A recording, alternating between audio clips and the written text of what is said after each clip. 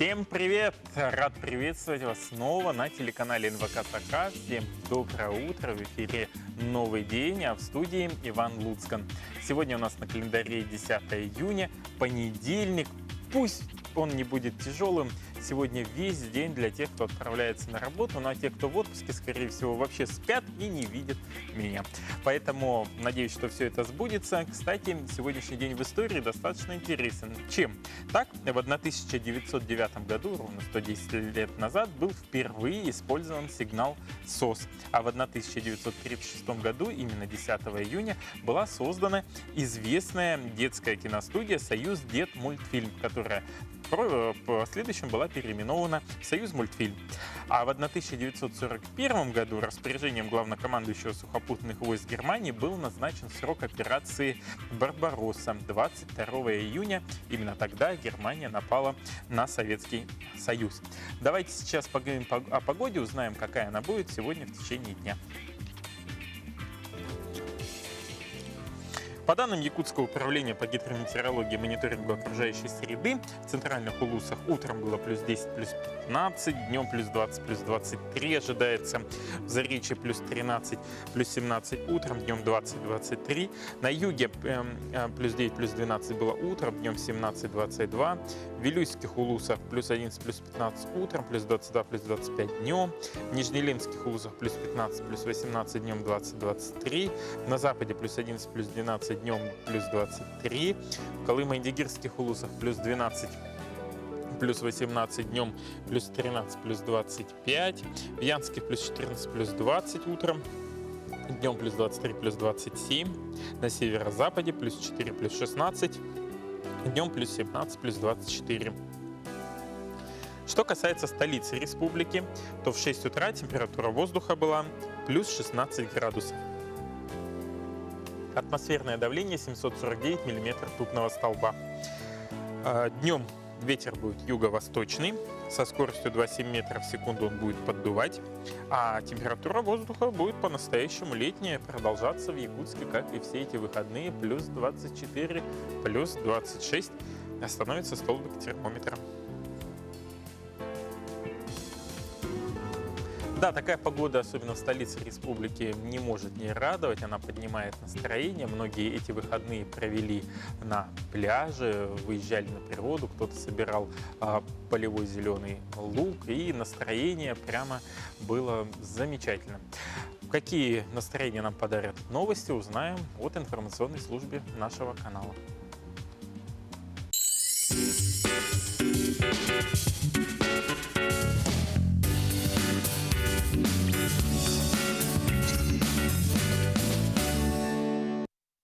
Спасибо Василию, коллегам из информационной службы нашего канала. А мы продолжаем мы разговором в студии с нашей гостьей. Это Минякова Мария, она руководитель отдела первичных продаж компании «Аргыс Кредит». И поговорим мы о финансовом планировании, как правильно сберечь свои средства.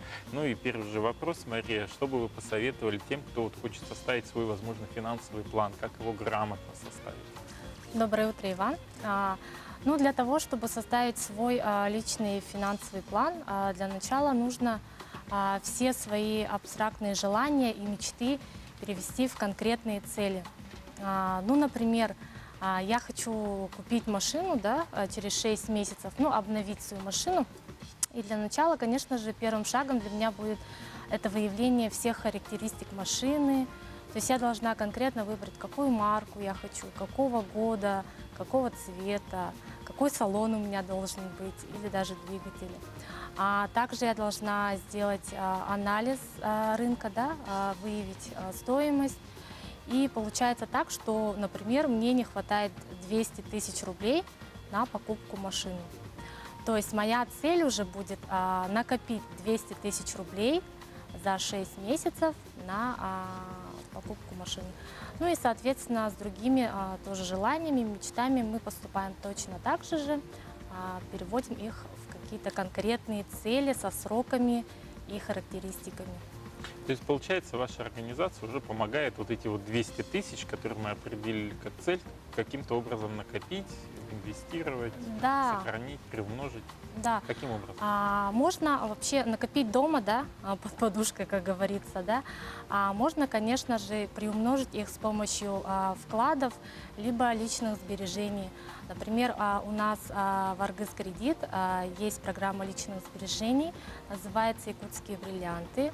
Можно сберечь по ставке 13% годовых. То есть это очень хорошая ставка на действующий момент. А вот какой период должен быть вот, вклада? А, Там, год, нельзя снижать там остаток, как вот в банке. Да, ну сроки у нас от 6 месяцев до 2 лет. То есть можно договор открыть на 6 месяцев по ставке 13% годовых. Суммы от 1000 до 6 миллионов рублей. А вот что нужно для того, чтобы стать пайщиком? Какие-то документы? Да, для того, чтобы стать пайщиком, нужно подойти в наш офис.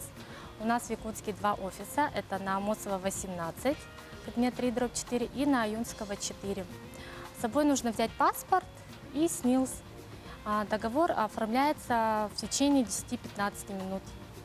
Вступаете в кооператив, становитесь пайщиком кооператива и открываете договор и копите. Копить можно пополнять через Сбербанк онлайн, либо подходить к нам уже в офис наличными. А в выходные дни работаете? В выходные, да, наш офис на Амосова работает с 11 до 4 в субботу. А вот сразу возникает вопрос и у людей, которые несут деньги, вот по стабильности финансовой организации. Вот сколько лет вы уже работаете на рынке и, ну, соответственно, сколько пайщиков уже входит в ваш? На рынке финансовых услуг наша организация работает уже 9 лет. У нас около 5000 пайщиков, которые сберегают деньги и пользуются также займами. Зарабатываем тем, что выдаем займы физлицам, юрлицам и индивидуальным предпринимателям. А какие вы сами используете инвестиционные инструменты для того, чтобы приумножить вот, вклады непосредственно населения? Только выдачей займов. У нас единственный источник – это выдача займа. А вот по вот офисам в районах республики есть куда-то возможность обратиться? Возможно, есть какая-то филиальная сеть? Да, конечно. У нас 7 районов в республике, в нашей республике. Это в Вилюйском районе, в Нюрбинском, в Среднеколымском, в Микино-Кангаласском, в Абыйском районе недавно открыли. И в Оленьке. Даже в Оленьке да, есть, да? Хорошо, спасибо большое, Мария, за то, что подошли к нам в студию. Хочется пожелать вашим клиентам финансовой стабильности, грамотного финансового планирования, вам удачи, ну и отличного настроения в этот понедельник. Спасибо. Спасибо. Ну а мы продолжаем наш эфир. Как известно, любви все возрасты покорны. В принципе, так же, как и в учебе. Помнится, я учился, когда в мединституте, со мной учился молодой человек, которому было уже далеко не молодого возраста, ему было уже около 50 лет, и ничего, он поглощал азы науки. Люди пенсионного возраста сейчас активно используют интернет и обучаются компьютерной грамотности. Подробности в нашем следующем сюжете. Ежегодно в летнее время Министерство инноваций, цифрового развития и инфокоммуникационных технологий Якутии совместно с Институтом математики и информатики СВФУ проводят для людей старшего возраста краткосрочные курсы компьютерной грамотности.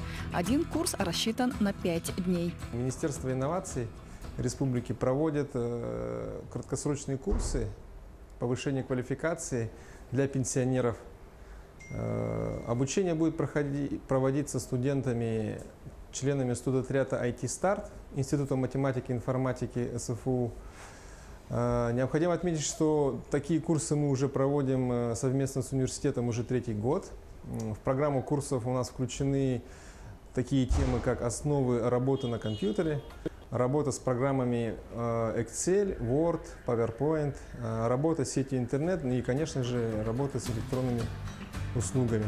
Как показывает опыт предыдущих лет, бесплатные курсы компьютерной грамотности для пенсионеров очень востребованы. Они помогают людям старшего возраста не только освоить компьютер, но и извлечь практическую пользу. Данные курсы позволят пенсионерам быть более самостоятельными, получать не выходя из дома, электронные услуги, записываться к врачу, на прием в органы власти, либо иные популярные услуги среди населения. В этом году курсы начнутся с 24 июня и продлятся до 30 августа. Обучение бесплатное. Занятия будут проводиться с понедельника по пятницу. Наталья Колесова, Арсен Степанов. Новый день. Вот такая полезная информация. А мы продолжаем. Несколько дней назад весь мир отмечал день рождения Александра Сергеевича Пушкина, великого поэта. По этому поводу ежегодно производятся различные мероприятия, например, такие как пушкинские чтения. Они проходят по всей стране, даже за рубежом. Конечно же, не исключение и наша республика. Как мероприятия прошли в Алекминском районе, расскажет наш следующий сюжет. Белка песенки поет, таецкие сюрпризы, таецкие посты, сердце голубки золотые. Такие знакомые с самого детства строки звучали в этот день на площадке у Центральной районной библиотеки. От малышей до людей уважаемого возраста с огромным удовольствием рассказывали стихотворение великого поэта России Александра Сергеевича Пушкина. Традиции этой 9 лет. Называется «Пушкин, Россия и я». Вот уже 9 лет мы проводим этот праздник именно в день рождения Пушкина. Несмотря ни на ветер, ни на дождь, ни на солнце, всегда у нас проходит этот праздник. Дети с удовольствием читают стихи, начиная с 3 лет и кончая 60-летними читателями библиотеки. Здесь у нас мы оформляем фотозоны есть, добавляем с каждым годом, книжные выставки, рисунки детей. Эти чтения для многих стали полюбившимися. Не первый год участвует в них Рита. Скоро исполнится 14 лет, но волшебство строк, классики до сих пор ей дорого. Очень интересно, я уже посещаю не один год, уже где-то 5 или 6 лет, как минимум. А что в этом интересно? Просто мне нравится сам поэт, да и само увлечение. Я просто привыкла рассказывать стихотворения. Вот сейчас будет совсем другое поколение, новое, молодое. Пушкин — это такая классика. Ты считаешь, она устарела? Нет, классика никогда не устареет, она всегда будет жить в наших сердцах. Малыши с нетерпением ожидают своей очереди. Для них это не просто праздник, серьезное испытание. Самое важное, что им действительно нравится, не только выйти на импровизированную сцену, но и сам процесс подготовки. По большому счету, это желание самого ребенка. Она у меня любит читать стихи, ей нравятся стихи Пушкина. Стихи Пушкина мы, в принципе, в прошлом году в садике принимали участие, а нынче решили попробовать силы здесь. Она готовилась выступать именно на районных чтениях. Но желание ребенка, я считаю, в таком вопросе это закон. Насколько вообще такие нужны мероприятия? Конечно, обязательно это нужно. Детям интересно. Дети знакомятся с творчеством Пушкина. Дети знают, что это такое. Дети, во-первых, хотя бы начинают в таком раннем возрасте узнавать, кто такой Пушкин. Биографии частично знают. Потом конкурс достаточно разносторонний. Здесь же и выставка представлена, да? То есть и могут проявить себя не только как чтецы, но и как художники.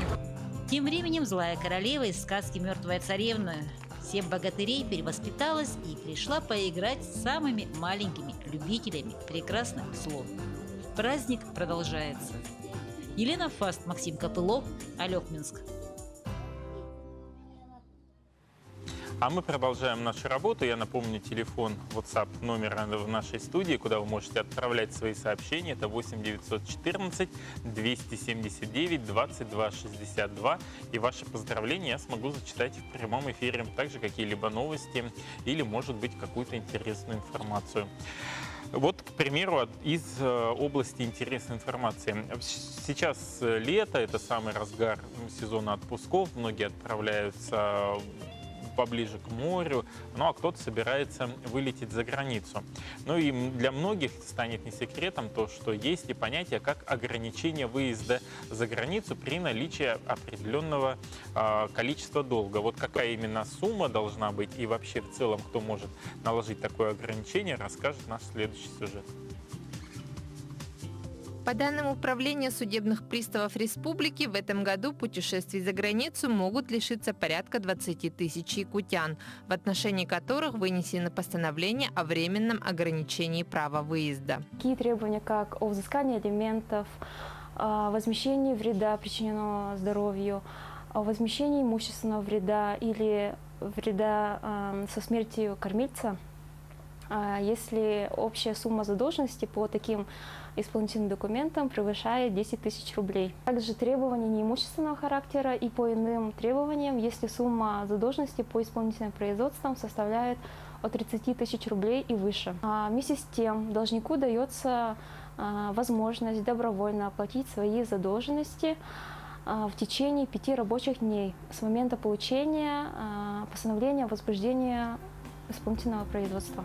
Что делать собирающимся за границу? Контроль, контроль и еще раз контроль. Поэтому недели за 3 до поездки, а лучше регулярно проверяйте, нет ли у вас долгов. Это можно сделать онлайн. Необходимо помнить, что наличие долгов еще не означает введенного запрета на выезд. Если же вы попали, то необходимо срочно оплачивать.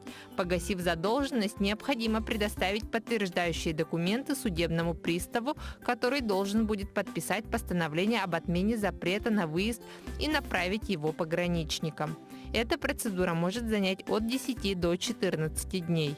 Среднестатистический наш должник – это, как правило, мужчина. И, как правило, средних лет, то есть от 35 до 40. Имеющий от первого брака несколько детей, допустим, одного либо 2 ребенка, но уже проживает в другой семье и, получается, имеет работу или находится в поисках работы долгое время. Убеждение, что можно оплатить долги в аэропорту и улететь – это миф, поэтому лучше заранее побеспокоиться и все перепроверить. Хорошего вам отпуска! А мы продолжаем наш эфир. И вот пришло поздравление для любимого мужа, дедушки, ветерана педагогического труда Алексея Петровича Александрова из села Алтанцы Амгинского улуса. Поздравляю с днем рождения, желаю крепкого, бодрого духа, жена, дети и внуки. Вот такое совпадение, что наш следующий гость тоже Александров, но он Александр, он сертифицированный международный спасатель, инструктор, а вообще он занимается вот таким классным спортом, как серфинг. Да, Добрый день, Иван. Очень приятно быть у вас в гостях и немножко рассказать о данном виде спорта. Вот что это за вид спорта? Вообще во сколько лет можно встать на доску? САП-серфинг давно в мире является очень популярным. Доступен он от возраста 14 лет и до уже более престарелого возраста, абсолютно для всех видов, условий и прочего, что касается в рамках водных просторов. Также хочу отметить, что он удобен в своем применении, очень мобилен и безопасен. И также хочу отметить, что данный вид спорта быстро осваиваемый. Вот та доска, которая здесь, да, вот находится, вот я до эфира вы ее так интенсивно надували, я так понимаю, что все серфы вот такого плана, они надувные, или есть именно доски там, из... Технологический процесс не стоит на месте, в связи с этим сейчас стали доступны такие технические решения, как надувные САП-серфинги, они очень удобны у нас в России использовать, потому что они мобильны, перемещаются, складываются в рюкзак, вешаются на плечо и весят порядка всего лишь 10 килограмм. Вот. Сколько она весит? Порядка 10 килограмм. Ну да, вот в принципе вот она легко поднимается, да. Оп, весло. Вот для того, чтобы встать на эту доску, да, какими навыками, наверное, нужно обладать? Там, не знаю, плавать уметь хотя бы, да, для начала? Или прежде всего рекомендую всегда не игнорировать инструктаж инструктора квалифицированного, которые дадут детали. И на это уйдет порядка 2-3 часов вместе с практикой. Через 2-3 занятия вы уже самостоятельно будете уверенно двигаться и развиваться в данном направлении, так как ответвлений очень много. Имеется в виду для разного типа вод, разное оборудование, классность и уровень, как от спортивного до прогулочного. В данном случае у нас представлена прогулочная доска, в рамках которой очень удобно ходить по рекам внутреннего пользования. Вот, кстати, да, вот по использованию, да, по водным путям. То есть, получается, этот серф большей частью для спокойной, гладкой воды, где нет большого волнения. Или, в принципе, он подойдет для всего? Совершенно верно. Он предназначен в данном случае для небольшого волнения по внутренним рекам. В связи с тем, что большие волнения у нас преимущественно моря и океаны, имеются волны, и классический серф, как и сап-серфинг, там уже доски используются другие, жесткие, более дорогие, в связи с более сложными условиями. Ну вот вы сами родом из Якутии, сейчас верно. Активно уже живете, я так понимаю, в Москве, да, в центральной России, и участвуете в различных соревнованиях. Какими успехами уже можно поделиться? Неоднократно проходили марафоны, дистанции в рамках 30 километров, также гребные каналы, спринты 300-600 метров. Мы сотрудничаем, у нас есть группы спортивного направления, которые попасть в олимпийскую сборную, также участвовать в чемпионатах мира.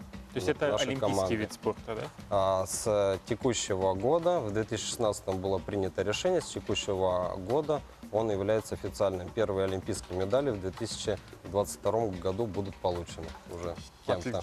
Надеюсь, что там будут россияне все-таки. Мы очень хотим в это верить и к этому все идем.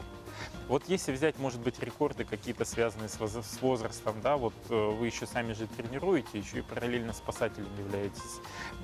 Кто встает вот на борт, там, не знаю, трехлетка может там, не знаю, встать, не сможет ли? Исходя из моего опыта обучения с аудиторией, в прошлом году встал мальчик, ну, доска была, конечно, поменьше, 6,6 дюйма, всего лишь 5 лет. Вот. Мальчик встал и самостоятельно двигался с детским веслом. Вот. Есть и детские модификации, где снаряжение более маленькое. И если брать возраст в обратную сторону, соответственно, женщина без опыта проявила интерес, приобрела доску аналогичного размера в возрасте 67 лет и начала самостоятельно двигаться, совершать прогулки. И ни капли об этом не жалеет. Всем рекомендую не ограничиваться в возрасте, комплексах, физической подготовке, потому что здесь огромные плюсы, потому что работает широкий комплекс глубоких мышц в том числе. А вот где можно обучиться этому и как долго по времени это занимает? Как правило, это публикуется, открываются серф-споты. И в Якутии, к счастью, достаточно много водоемов, технически уже позволит. И в этом году также будут в Якутии открыты серф-спот. Хочу отметить, что в рамках моего посещения родного региона будет проходить бесплатный семинар, который буду проводить я 11 июня, то есть завтра в 19:00 в гостиничном комплексе «Ренабо». Приглашаю всех желающих познакомиться, увидеть и более детально, даже практически попробовать. Ну да, там озеро вроде бы рядом, там да. Сразу можно с семинара сразу попробовать испытать. Спасибо большое, Александр, за то, что подошли к нам в студию. Хочется пожелать вам удачи, как и на чемпионатах России, так и мира. Я думаю, что для вас планка наверняка медаль чемпионская будет обязательно, и это будет, можно сказать, тоже в копилку Якутии. Ну и пожелать, чтобы к вам сегодня на семинар, завтра, точнее 11 числа, подошло как можно больше интересующихся людей, и этот вид спорта в Якутии развивался. Благо, водоемы действительно выскальзывают. Да, коротко хочу пожелать, чтобы в Якутии создалась собственная сборная и также стала претендентом и участием в международных соревнованиях. Спасибо. Сейчас мы прервемся на короткую рекламную паузу. Не переключайтесь, оставайтесь вместе с нами. Далее мы поговорим о погоде, и выступит у нас ансамбль армянского танца.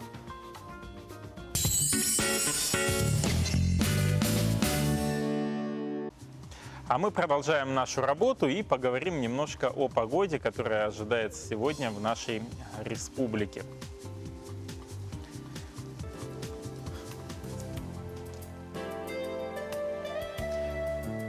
Итак, сегодня, по данным Якутского управления по гидрометеорологии и мониторингу окружающей среды, ожидается в центральных улусах утром было плюс 10, плюс 15, днем плюс 20, плюс 23, в Заречье плюс 13, плюс 17, днем плюс 20, плюс 23, На юге плюс 9, плюс 12 было утром, днем плюс 17, плюс 22. В Вилюйских Улусах плюс 11, плюс 15, утром, днем 20-25. В Нижнеленских плюс 15, плюс 18, это было на 6 часов утра. Температура днем плюс 20, плюс 23. На западе плюс 11, плюс 12, днем плюс 23. В Колымо-Индигирской группе улусов плюс 12, плюс 18, днем плюс 13, плюс 25, в Янских улусах плюс 14, плюс 20, днем плюс 23, плюс 27, на северо-западе плюс 4, плюс 16, это было утром, днем 17-24 градуса выше 0. В Якутске в 6 утра температура воздуха плюс 16 градусов, атмосферное давление 749 миллиметров ртутного столба, ветер юго-восточный 2,7 метров в секунду, днем ожидается плюс 24, плюс 26 градусов. Погода без осадков, замечательное наступление лета.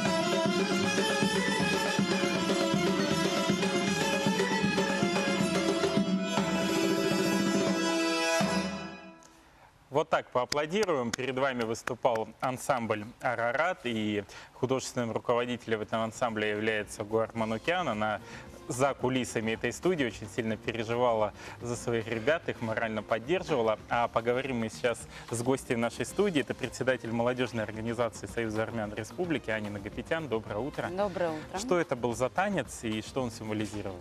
Это танец шалахо, это армянский национальный танец.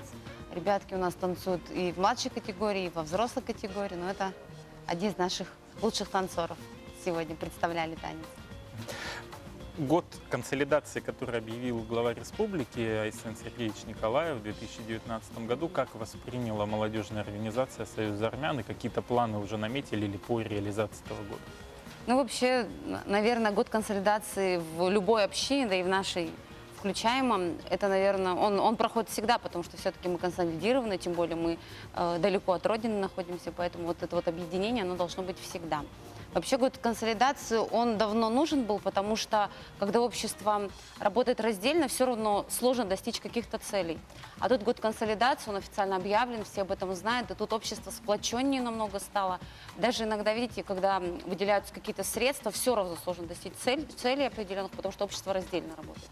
А тут общность, тут, в принципе, все объединены, у всех общие цели какие-то, общие какие-то планы, причем они реализовываются. Очень хорошо начался год консолидации. Мы, например, армянская община Союза армян Республики Саха-Якутия, мы уже провели 2 концерта, которые посвящены году консолидации.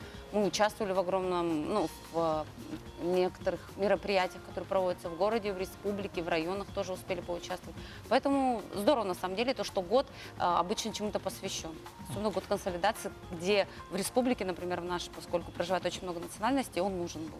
Вот как раз вы затронули тему культуры, концерта. Вот как раз ансамбль «Арарат» тому классический пример, где удалось уже выступить ансамблю и для какого возраста он большей частью направлен? То есть там участвуют дети или же есть и взрослая группа? Ну, поскольку ансамбль «Арарат» существует немало лет, то есть 2013 года, мы уже успели, я говорю мы, потому что я тоже являюсь членом ансамбля «Арарат», поскольку возрастных ограничений у нас нет, как правило, это ребятки с 3-4 лет, и пока душа танцует и поет, да. И мы участвовали во многих городских республиканских конкурсах, Дом дружбы народов, все мероприятия, которые проводил, естественно, мы являемся одним из ключевых звеньев, наверное, мероприятий. Также мы были в Москве на международном конкурсе, мы были в Петербурге, в Перми, вот совсем недавно тоже проходил форум. Поэтому ансамбль «Арарат», можно сказать, гуляет по России, может быть, поедем куда-нибудь за границу. Поэтому, в принципе, на счету ансамбля достаточно много таких наград, достижений, которыми можно гордиться. И также, естественно, мы уже 3-й год подряд в этом году будем участвовать в ИСЭХе, в республиканском. Поэтому, в принципе, ансамбль «Арарат», он себя реализует и показывает, что умеет, чему нас научил наш хореограф Гуар Манукян. Но, видимо, это тоже уже одна из визитных карточек, в том числе нашей республики, в рамках года консолидации. Вот что касается Дома дружбы народов, который вы затронули, 25 лет Ассамблеи народов в этом году исполняется республики. Это одна из самых первых ассамблей, которая была создана, и в рамках нее проходит спартакиада. Вот я слышал, среди народов, и были ожесточенные битвы. Вот кто с кем там состязался? Да, битва была на самом деле ожесточенная, потому что битва, я имею в виду, идет речь о нардах, потому что спартакиада проводится по нескольким направлениям. Это волейбол, это футбол, это нарды, это масс-рестлинг. И вот первая часть, то есть первый турнир прошел вот в субботу, 8 числа. Играла тоже, принимали участие разные общины.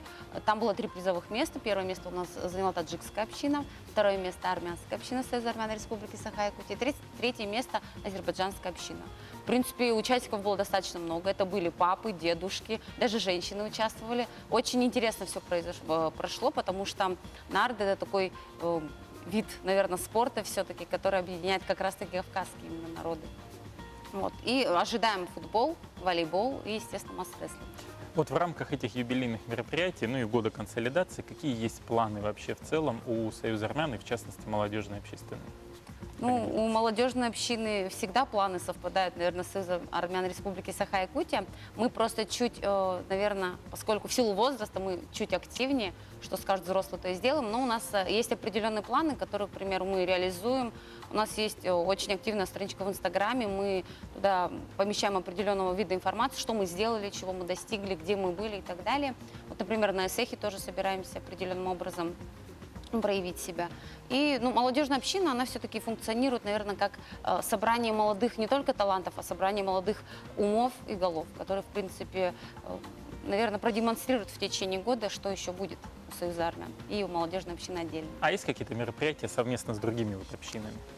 Совместные мероприятия есть, были, например, вы тоже были, наверное, вы были участником, вы нам выдавали грамоты на импульсе. Это определенного вида тоже мероприятие, которое объединяло, то есть, разные общины. И вот, наверное, спартакиада сейчас как таковая, потому что летом, каждое лето, вот уже несколько лет подряд нас объединяет спартакиада, где есть сборные команды, где, к примеру, та же самая команда по волейболу, там, по футболу, они формируются, то есть, из разных определенных общин, поэтому, в принципе, есть, да, определенные такие мероприятия. И, опять же, ЭСЭХ, где мы будем танцевать общий танец, мне кажется, это одно из таких национальных объединений республики.